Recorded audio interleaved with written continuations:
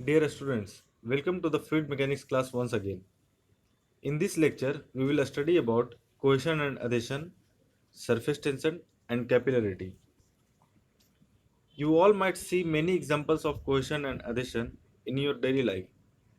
Both of these mean attraction, but the way they attract is slightly different. Cohesion develops between two like molecules, whereas adhesion is the attraction between two unlike molecules. A typical example of cohesion is the attraction between two water molecules. But when water molecule stick with any solid surface, then it is termed as adhesion.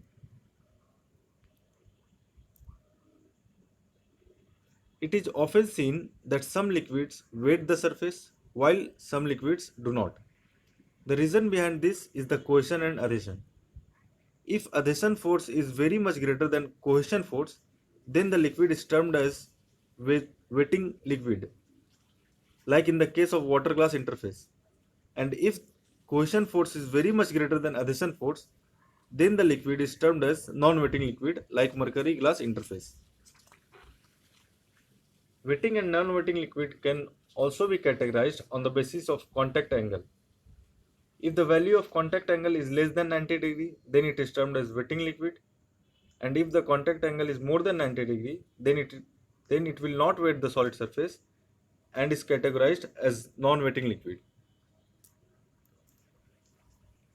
Surface tension is a phenomenon that develops due to sharp change in density between two adjacent phases, which generally occurs at the interface of gas and a liquid.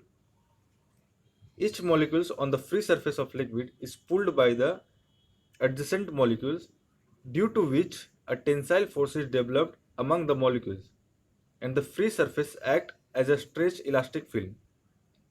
This tensile force per unit length on the free surface is called the surface tension. But a question must be arising in the minds of all of you: why the tensile force develop on the molecules of the free surface only? So let's understand this. In this figure, molecules A and B experience the same cohesive force in all the directions. But due to the imbalance of forces on molecule C, which is on the free surface, experience a downward force. According to Newton's law, molecule C must come down, but it does not. Molecules on the free surface do not move down because they experience tensile forces in the horizontal direction that hold them tightly like a stretched elastic membrane. Since surface tension is defined as force per unit length, so its unit can be easily derived as Newton per meter. Since the cohesive force decreases with the increase in temperature, so the surface tension also decreases with the rise in temperature. There are three important cases for which you have to remember the surface tension formula, which are droplet, a liquid jet, and for a hollow bubble. Now let's move on to another interesting and important phenomenon in liquid, which is capillarity. If a thin tube open at both the ends is inserted in a liquid, then liquid either rise or depress from the level of outside free surface. This phenomenon is called capillarity. The rise or fall of a liquid depends on the properties of that liquid. Capillary rise occurs in the case of wetting liquid, where capillary depression occurs in the case of non-wetting liquid.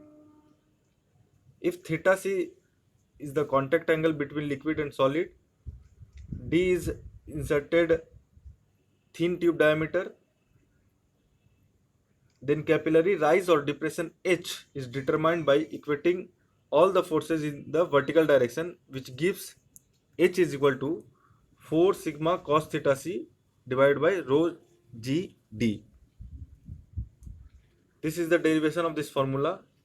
Just equate all the forces in vertical direction, you will get expression for capillary h. So this would be the end of lecture 2. The remaining topics of this chapter will be discussed in later lectures. Thank you.